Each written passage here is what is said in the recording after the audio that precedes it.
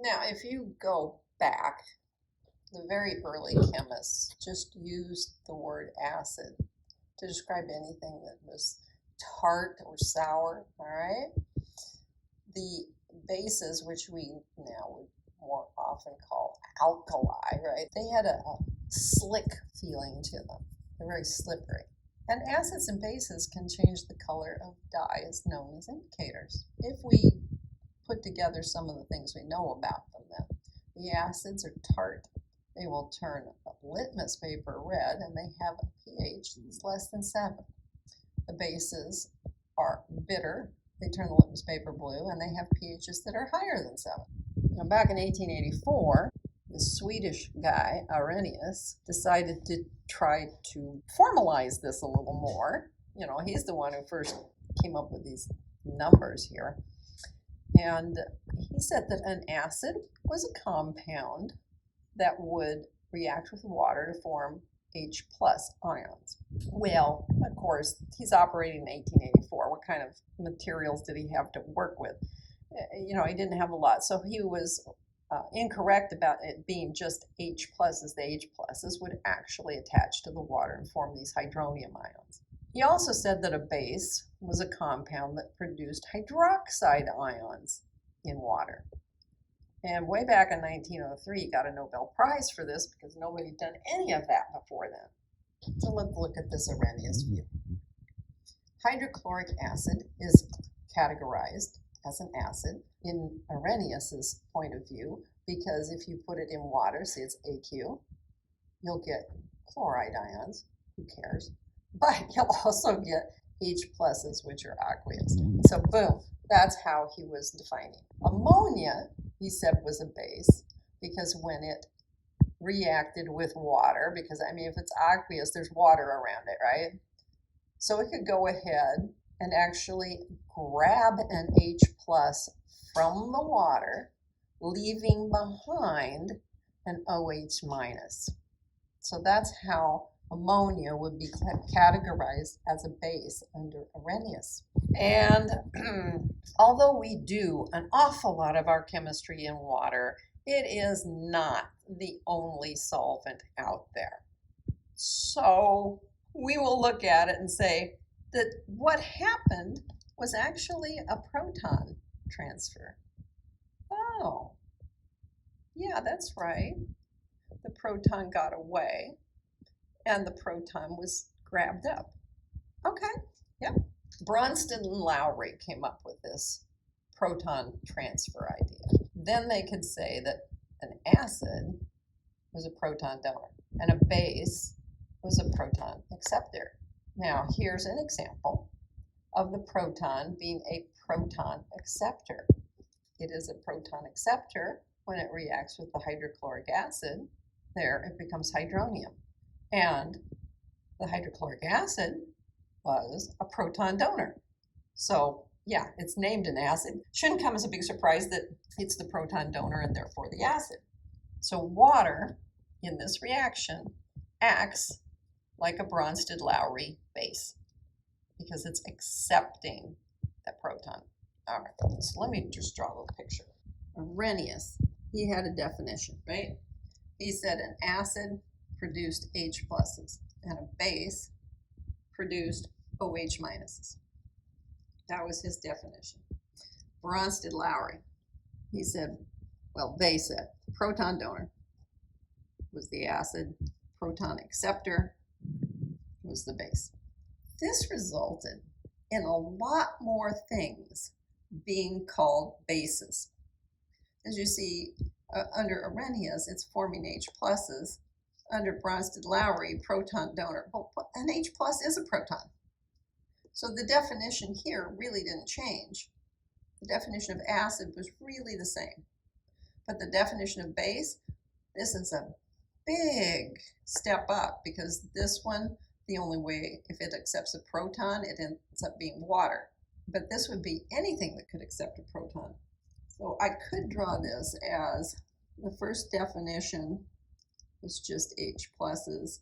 And hey, you know, basically this is the same exact thing. I'm going to draw a circle around it a second time just to darken it. but an H plus is a proton, so really no change in the definition. Whereas if we have an OH minus, then clearly it can accept a proton and become water. But there's a whole bunch of other things that could do the simple proton acceptor. Big increase in the number of things out in the world that are that way. All right, so here we have the acetic acid and the water. It's going to do H plus transfer off of this pattern. See, this was a COOH group on this end. And so it's going to grab this and attach it to the water. Bam. Now you've got the acetate ion and you've got the hydronium ion. You know, this is what's happening when it breaks apart. Probably be better to have a double-headed arrow on here, but right now I'm just trying to show how it breaks apart.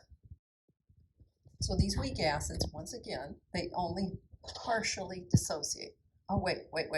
So that's a definition. A weak acid will only partially come apart. Most of the time, it will stay as the original molecule. It will appear in equilibrium with its original form, and weak acids are always weak electrolytes. This is not what I thought weak and strong would mean. Okay, I'll have to accept that weak means something different than I was expecting. A strong acid completely dissociates, and as a result, it's going to be a strong electrolyte. Now, generally speaking, strong acids, most of them are formed from gases that then get dissolved in water. So hydrogen chloride is what we call it as a gas, but if it's in water, then it's hydrochloric acid. Same thing with hydrogen bromide and hydrogen iodide. Now, it gets a little more complicated when you get to some of the other things. Sulfur trioxide actually combines with the water. So I had a sulfur and 3 oxygens. I'm combining that with a water which has 2 H's and an O, and that's how I get the sulfuric acid, H2SO4. Same thing with nitrogen dioxide. I combine it with water, and I'm going to get HNO3, and you're sitting there going, scratch your head a little bit, what happened to the other H? But that's okay. We aren't trying to do anything but show you that things like this happen. This one they didn't even list, okay, because here's perchloric acid. And they go through what happens, and it's a little more complicated, as if this one wasn't complicated enough because what happened to the other H. But okay, this brings up the fact that whenever these strong acids dissociate, they're going to make a proton and a negative ion. Most people will tell you that there are 7 strong acids. And as I point out here, almost everybody agrees on the first 6.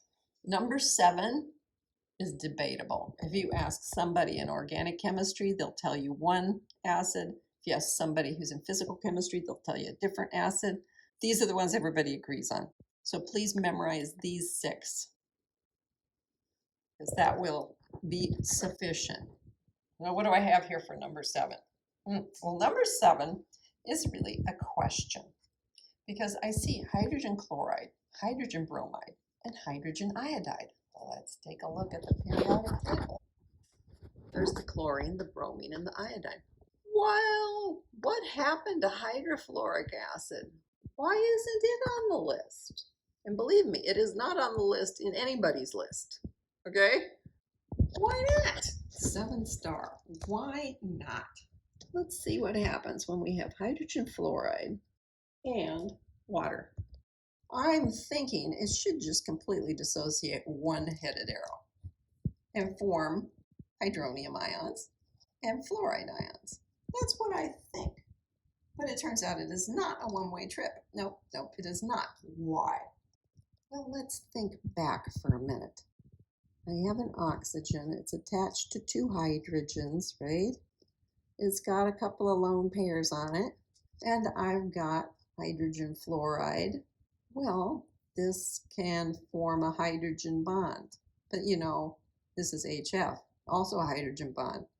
This whole thing is just a big mess. Hydrogen could do this, but hey, you know what? It's already got a bond with the most electronegative element out there. Why would it give that up? That's essentially what's going on. Because the electronegativity of fluorine is so high, this hydrogen only dissociates once in a while because fluorine has that higher electronegativity than oxygen. Oxygen's number 2. Writing it this way might not even be considered a good way to write it. You might be better off writing it as something like this, because they're going to tend to come around in groupings like this. Very odd. But the big point is the hydrogen bonding is so strong it interferes with dissociation. So it ends up being categorized as a weak acid. Therefore, we're going to look at this and say which of these is a weak acid. Now, hopefully you've memorized your list, right? Hey, there's sulfuric acid. That's strong. Here's perchloric acid. That's strong. Here's hydroiodic acid. That's strong. Well, I guess it must be this one, phosphoric acid. Okay, phosphoric acid. That's the weak one. What do the weak acids look like if we make a model of them? Here's the first one, acetic acid. It has this methyl group here and this COOH group on the other side. Here's carbonic acid, which forms when carbon dioxide dissolves in water. In other words, this is what's in your soda pop before you let all of the bubbles out of it. Here's hydrosulfuric acid. If you take hydrogen sulfide gas and you dissolve it in water, you'll end up with the sulfur managing to pick up some of the hydrogens. Why does this even dissolve? Well, because it's polar too. That's why. All right. Why would it dissociate? Well, because the sulfur isn't as electronegative as the oxygen. So, all right, I'll take off once in a while. And the phosphoric acid. Well, that's a very interesting looking beast, isn't it? As a solid, it's P4O10, but when you put it in water, it's like, I can pick up some of those hydrogens, and then the P's are no longer attracted to each other, and they come apart into these individual units. Very interesting. Now, the question on number 8 is, which one of these is a weak electrolyte? Well, I have to think about this a little bit, okay? Because there are things that I know now that I didn't know a few weeks ago. If I look at sodium hydroxide, I was told about solubility rules, that if it had a sodium in it, it was going to completely come apart, one-way trip. So that's going to do this. That doesn't sound like a weak electrolyte if it's going to completely come apart. Okay, that's not going to be the answer. It's complete dissociation, and that means it's going to be a strong electrolyte. Complete dissociation, strong electrolyte. Okay, what's next? Sodium acetate. Well, at first, I might think of the acetate and think, oh, the acetate, that's from a weak acid. But no, I wrote that this was sodium acetate. Sneaky. Back to that solubility rule that says sodium compounds are soluble. So yeah, I did get acetate out of this, but it has nothing to do with the vinegar because that wasn't vinegar. So again, complete dissociation, strong electrolyte. Next on the list is the acetic acid itself. Aha! CH3CO2H. That's the double-headed arrow because you will get the H plus and the acetate ion. And you'll see different ways of writing acetate ions. But this one is a weak electrolyte because it only partially dissociates. That's probably not the best of wording. Any individual one either is a part or it's not.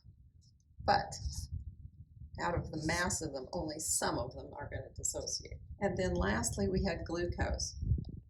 That dissolves, but it doesn't dissociate.